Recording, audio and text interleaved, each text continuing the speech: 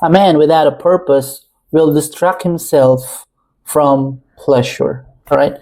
So, ang mga taong walang layunin sa buhay, sa mundong ito, they're just existing. They will distract himself or themselves with pleasures. What do I mean by this? Kapag ang isang tao ay walang purpose sa kanyang buhay, makikita mo yung mga tao pala inom, pala bisyo, sugal, everything, lahat ng pleasure ay ginagawa in this world, diba? And then, this is something that's very terrifying because na-express siya ngayon as self-love, no?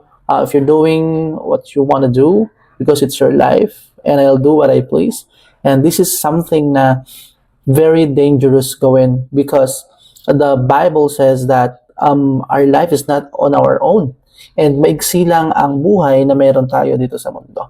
So, what do I mean by this? Mapababae ka man o mapalalaki ka man, find your purpose in life. Ano ba yung bagay na pinakamimithi mong ma-achieve? Okay? Ilagay mo yung Diyos doon. At ilagay mo yung purpose mo. I-align mo yung purpose ng buhay mo doon sa lahat na gagawin mo sa iyong buhay. So, in 1 John chapter 2 verse 15 to 17 says that love not the world, neither the things that are in the world. If any man love the world, the love of the Father is not in him.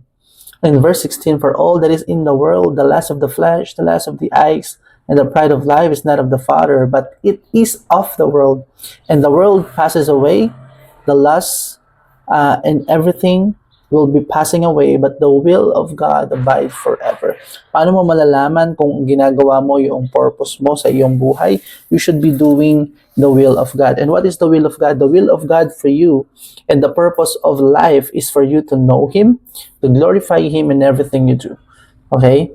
And those pleasures that we are receiving from this world are those are just distractions, no? Para tayo ay lalong mapalayo sa God.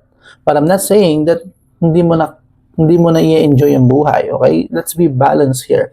What I'm just implementing or telling you is just that do not distract yourself from the things of this world para hindi mo magawa yung purpose mo.